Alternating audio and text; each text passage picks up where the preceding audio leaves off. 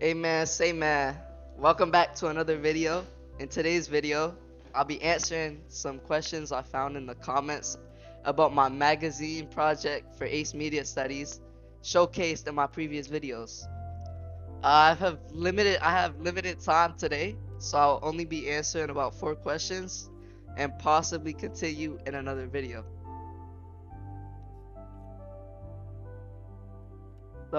The first question I found was, how does your magazine use or challenge conventions, and how does it represent groups or issues? My answer to that would be it mostly follows typical magazine conventions. It has common magazine features and is also similar to other sports magazines like Rise Women in Sports. I'll show an example comparing my magazine to one of Rise Women in Sports magazines.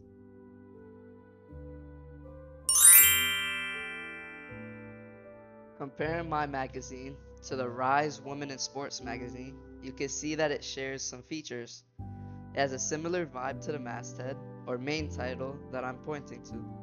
Also, you can see that the masthead in my magazine overlaps the main subject in the picture, like in the Rise Women in Sports magazine. In terms of representing groups, it targets and represents audiences of high school students and sports players who enjoy the topic of basketball. Mostly, though, it targets the demographic of high school student athletes in basketball. Having an interview of a student athlete also helps to represent that group. The second question asked is, how does your magazine engage with audiences, and how would it be distributed as a real media text? To that, I would say that it engages with people new to and people who know basketball by explaining the topic and using interesting facts. The main article in the magazine also includes an interview which would help engage audiences and give them someone to possibly relate to. In terms of being distributed, since there are people with preferences over online reading and physical reading, it would be sold online and in stores to appeal to that wide variety of readers. Being distributed online would also possibly mean reaching an international range if popular enough. Another question is, how did your production skills develop throughout this project? I would say that throughout the project, my editing skills improved as I learned more about the applications I would use. Most of the skills I learned through the applications I used translated to other applications, helping me develop my skills.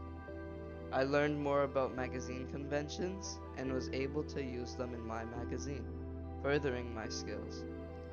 I also learned and developed my picture taking skills throughout the year. Having to take pictures for various assignments improved my skills and enabled me to take the pictures for my magazine. The last question I'll be able to answer today is, how did you integrate technologies like software, hardware, and online in this project?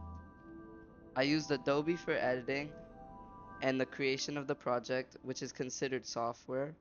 Adobe helped me to learn how to use editing in a simple way and was quick and easy.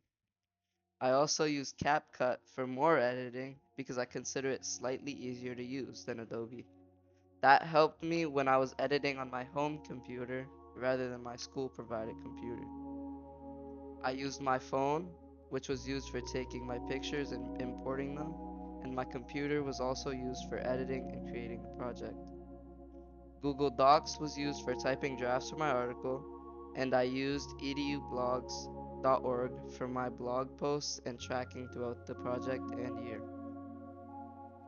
Overall, the project was relatively fun and enjoyable. It provided challenges at times and forced me to think creatively.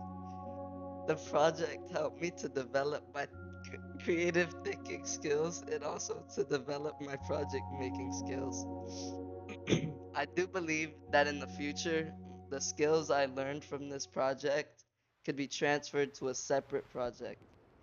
Through there, Though there were challenges, there were also some enjoyable moments. Being able to complete this project along my friends made it more fun and increasingly more enjoyable. Thank you guys for watching. Hopefully, I'll be I'll be I'll be able to continue the video later on.